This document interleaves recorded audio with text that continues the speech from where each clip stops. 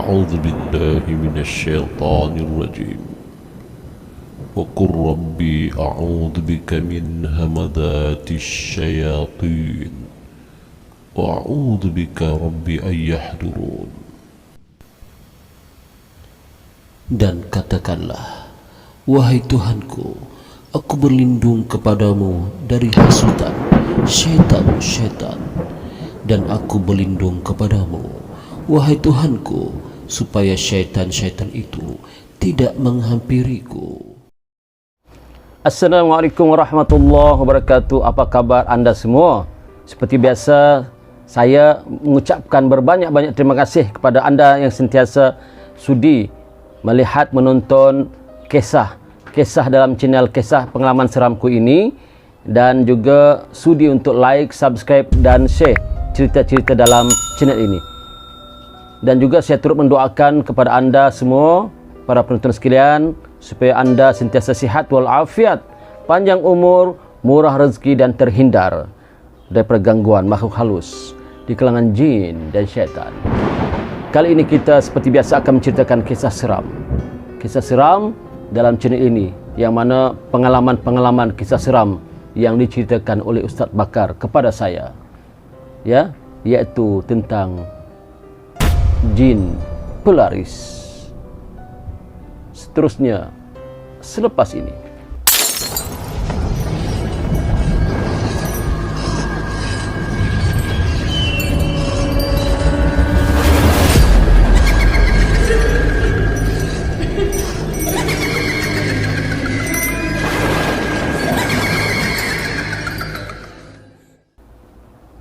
Kata Ustaz Bakar kepada saya bahawa pengalaman-pengalamannya banyak tentang orang datang meminta pertolongan dan meminta nasihat kepadanya berkenaan dengan penyakit lah, berkenaan dengan gangguan lah dan sebagainya.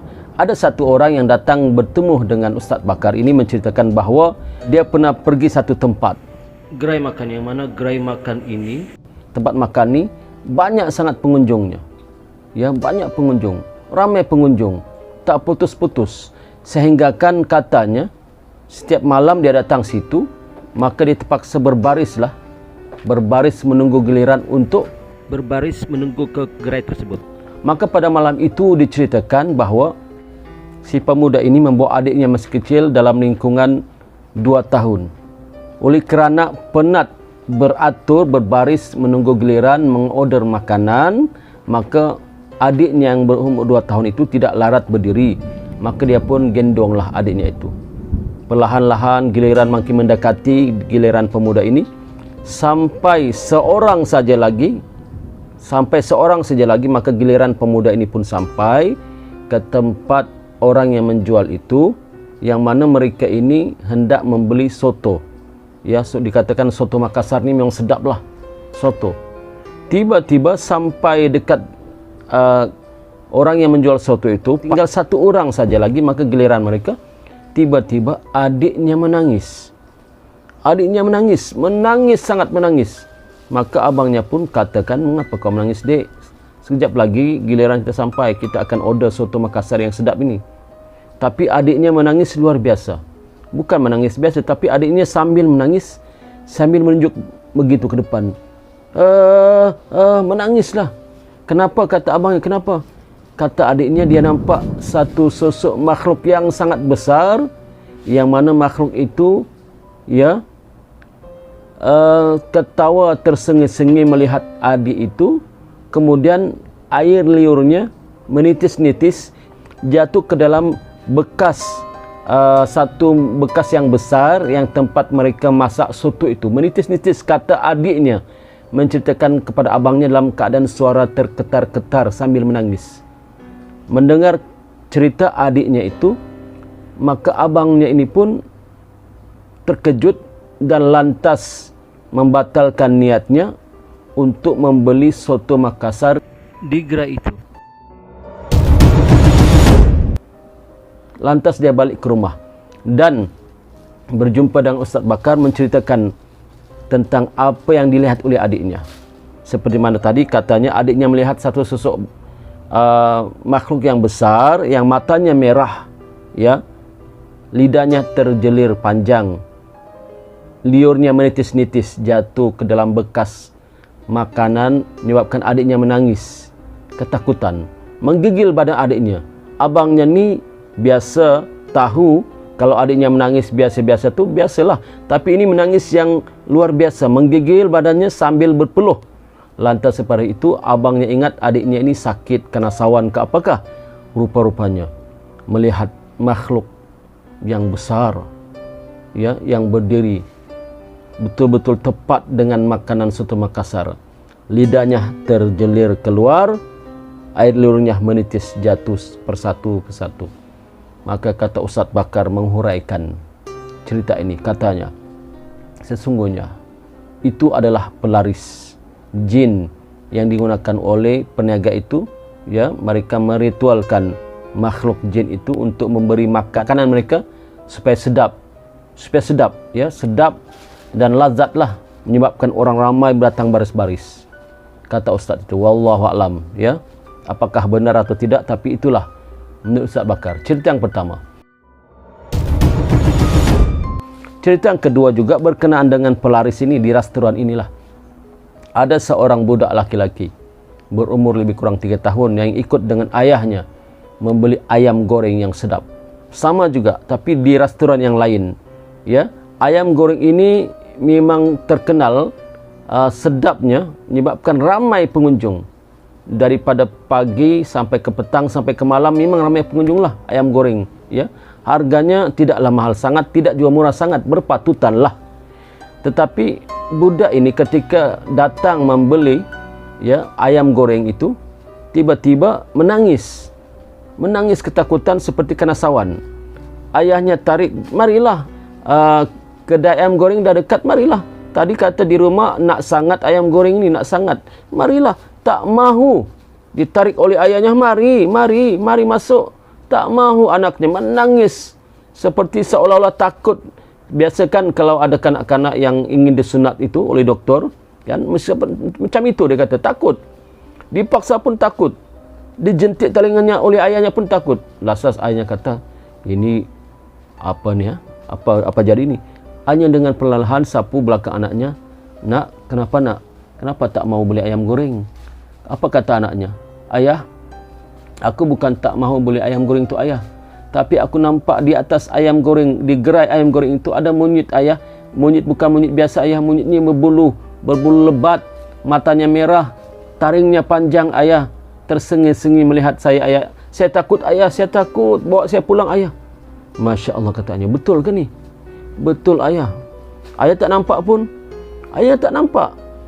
Inilah kalau kadang-kadang kanak-kanak ni Allah bagi anugerah, ya. Kadang-kadang, tak semualah. Allah bagi anugerah, hati mereka bersih, mereka belum ada dosa, dapat melihat, ya, alam-alam gaib ini. Kebanyakannya begitu kanak-kanak, tidak semua. Kemudian ada satu orang lagi yang datang berjumpa dengan Ustaz, menceritakan pengalaman mereka ketika berkunjung kepada satu restoran, yang mana restoran ini katanya pada Ustaz Bakar, kalau mereka makan di situ, ya, makan di restoran itu, rasa makanan itu sangat sedap, sangat enak, sangat lazat. Tapi kalau mereka tapau bawa pulang, maka makanan itu akan jadi tak sedap, biasa saja. Tak sama rasanya dengan ketika makan di dalam restoran, ya. Maka kata Ustaz itu kemungkinan bahawa jin itu berada, ya, di restoran itu. Jin pelaris itu, jin yang diritualkan untuk membantu peniaga itu melariskan perniagaannya, ada di situ. Tetapi jika makanan itu dibawa pulang, maka jin itu tidak ikut pulang. Sebab itu katanya, kata Ustaz Bakar, bahawa makanan itu sedap ketika kita makan di tempat itu. Dan ketika bawa pulang, makanan itu tak sedap. Ya. Jadi kesimpulannya Ustaz Bakar menceritakan tanda-tanda restoran atau gerai itu ada pelarisnya. Pelaris yang bertentangan dengan agama Islam lah, dengan syariat lah. Ada pelaris yang ikut syariat, itu tak bertentangan, tak apa. Seperti bacaan ayat-ayat suci Al-Quran, ya, ditulis di dinding-dinding kedai, selawat-selawat Nabi, itu boleh dibenarkan. Tapi ini kata Ustaz Bakar, pelaris yang tidak dibenarkan oleh agama kita, yang mana boleh jatuh syirik, kerana kita meminta pertolongan dengan makhluk lain selain dari Allah. makhluk seperti jin dan syaitan. Dia kata Ustaz Bakar, tanda-tandanya kalau kita pergi ke restoran ataupun gerai-gerai makan, kalau kita nampaklah yang pertama, katanya yang pertama seperti tadi, kalau kita makan di gerai itu ataupun di restoran itu, sedap ketika makan di gerai dan di restoran, tetapi bila bawa pulang makanan tak jadi sedap, ya, biasa saja. Yang kedua, kebiasaannya kata Ustaz, di restoran itu, ya, ataupun di gerai itu, kemungkinan ada satu tempat khusus ataupun bilik khusus, tempat mereka ritual untuk memuja makhluk halus di kalangan jin dan syaitan, dan mereka letaklah barang-barang ritual itu, ya, seperti kadang-kadang pisang atau kemenyan atau setanggi dan macam-macam lah bahan-bahan ritual mereka. Kemudian biasanya bilik khusus itu berkunci, tak boleh siapa-siapa pun buka, melainkan yang ampunnya saja boleh buka. Kisah ini pernah diceritakan oleh seorang lelaki yang pergi berkunjung ke restoran. Tiba-tiba setelah masuk waktu zuhur, dia ingin menunaikan solat zuhur. Dia nampak ada satu bilik, dia ingatkan bilik ini adalah surau. Kan kebiasaannya kan di restoran itu ada surau. Dia pun meminta izin kepada tuan punya restoran untuk bertanyakan apakah bilik yang di belakang sana itu adalah surau. Maka dengan nada yang marah yang mengejutkan laki-laki ini, katanya, bukan, itu bukan bilik surau, itu bilik saya, tak boleh siapa pun masuk. Kalau nak sembahyang pergi sana masjid, di sini tak ada surau. Ni jin cerita ini pun dihuraikan oleh Ustaz Bakar. Kebiasaannya, tanda-tandanya begitu, ya. Kemudian ada lagi tanda ialah seorang yang makan di gerai makan ataupun di restoran itu tak boleh lama-lama duduk. Tak boleh duduk berlama-lama, ya. Kerana apa? Kerana makhluk itu dia inginkan bahawa orang yang datang itu selepas makan terus pergi. Tak mau simbang-simbang, ya. Tak boleh simbang-simbang. Kemudian satu lagi pula, perasaan orang yang datang di restoran itu ataupun di gerai itu, perasaan mereka ingin cepat beredar dari restoran itu. Dah tengah-tengah makan, kadang-kadang makanan belum habis ataupun dah habis, tak sempat nak borak-borak, nak simbang-simbang, cepat-cepat nak balik. Perasaan tu ada. Kata Ustaz Bakar, kemungkinan kedai itu pun juga ada pelaris, ya. Kemudian satu lagi, kata Ustaz Bakar, tanda juga restoran itu kemungkinan ada pelaris di kalangan makhluk jin dan syaitan, iaitu kalau kita makan di restoran itu atau gerai itu, makannya enak sangat, sedap, lazat, ya. Kalau kita tidak baca doa, tidak berdoa. Tetapi bila kita membaca doa, ya, maka makanan itu jadi biasa, tak lazat pun, tak sedap pun, tak enak pun. Ini tandanya, dia kata. Sebab ada juga menceritakan kepada Ustaz Bakar, dia kata ada satu orang pengunjung yang datang ke restoran, berjumpa dengan Ustaz. Dia kata, Ustaz, saya pergi ke satu restoran, dia kata. Bila saya masuk ke dalam, kali pertama saya masuk, saya lupa baca doa lah Ustaz. Maka ketika itu, saya rasa selepas saya lupa baca doa, saya makanlah macam biasa. Bismillah pun tidak Ustaz. Sedap sangat Ustaz. Sedap sangat, ya. Makanan sedap. Paling saya suka adalah mi bandung. Ya, mi bandung. Sedap sangat. Jadi saya pun kali kedua, bawalah keluarga saya, anak dan isteri saya, katanya menceritakan pada Ustaz Bakar, untuk makan di restoran itu. Maka saya hampir lupa juga membaca doa. Nasib baiklah, katanya, isterinya tegur, bang, dah lupa baca doa, tak baca doa ke? Maka dia pun terus baca doa makan. Allahumma barik lana fima razaqtana wa qina adzabannar, bismillahi wa ala barakatillah. Kemudian bila dia makan, semua mereka yang makan tu, termasuk isteri dan anaknya, bang, abang kata sedap lah mi mandung sini bang. Tak sedap pun. Lah, kata suaminya. Tapi dulu sedap lah yang, betul, demi Allah dulu sedap. Mungkin kata isterinya, mungkin bang dulu tukang masaknya dah berhenti. Berapa lama abang tak pergi sini? Ada sebulan lalu lah. Mestilah berhenti ni bang, tukang masaknya bang. Mungkin ini tukang masak baru ni. Mungkin juga lah kan. Tapi tak sedap lah yang dulu, bukan main yang sedap sangat ni. Maka selesai mereka makan, dipanggil pelayan restoran, dipanggil untuk bayar. Jadi si suami pun bertanya, Dek, boleh tanya sikit? Boleh. Tukang masak yang masak mi bandung dulu tu dah berhenti ke? Maksud abang, yang ni masak mi bandung yang kayak makan ni dah berhenti ke belum? Tak bang, tak berhenti tu, ada masih sana. Ya ke ya? yang tukang masak sebulan lepas tu, ya dah lama bang dia kerja sini, setahun lebih tak berhenti-berhenti bang. Ya ke? Tak apalah dik. Mereka pun pulang. Maka diceritakanlah dengan Ustaz Bakar apa yang berlaku. Maka Ustaz Bakar, itulah di antara tandanya. Ya, kalau kita baca doa makan, maka makanan tu dah jadi tak sedap. Tapi kalau tak baca doa makan jadi sedap. Jadi kata para alim ulama, ya saya nak ceritakan sikitlah ya, hasil daripada pembacaan saya, mengatakan bahawa Nabi Muhammad SAW pun menggalakkan umatnya membaca doa. Kerana pada satu kisah ada seorang sahabat yang makan tidak membaca doa, ya. Kemudian dia pun makan, maka Nabi melarang dia makan kerana Nabi melihat sebelum dia makan ada satu tangan makhluk lain, ya, syaitan yang makan dahulu, makan yang tidak bacakan doa dan tidak bacakan bismillah, yang makan dahulu. Sebab itulah kita digalakkan sebagai umat Islam membaca doa. Lagi-lagilah di bulan Ramadan ini kan, kadang-kadang kita makan berbuka puasa di luar, kita terlalu excited, makan tu sedap dan kita kan lapar, ya malulah orang berpuasa. Maka jangan lupa membaca doa sebelum makan. Mudah-mudahan kita selamat, ya. Jadi ada juga menghuraikan tentang fakta ini apakah benar ataupun tidak, kerana dia berfikir secara logik, ya.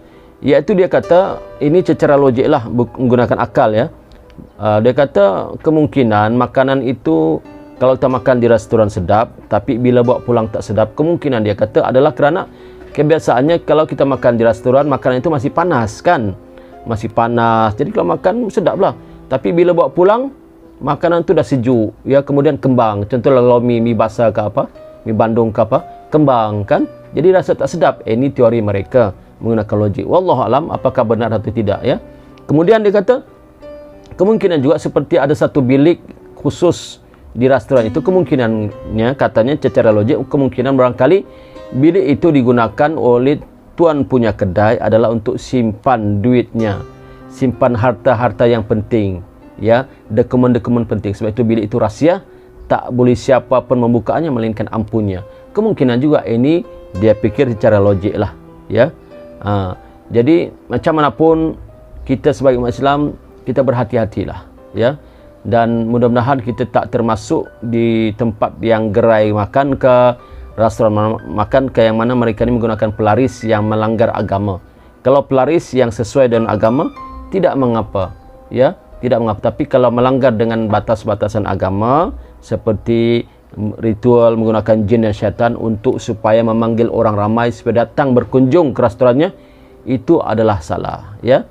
Jadi iktibarnya para penonton sekalian, ya, pengajaran dari kisah ini, berhati-hati ketika makan di restoran ataupun di gerai-gerai makan, dan yang penting membaca doa makan sebelum makan.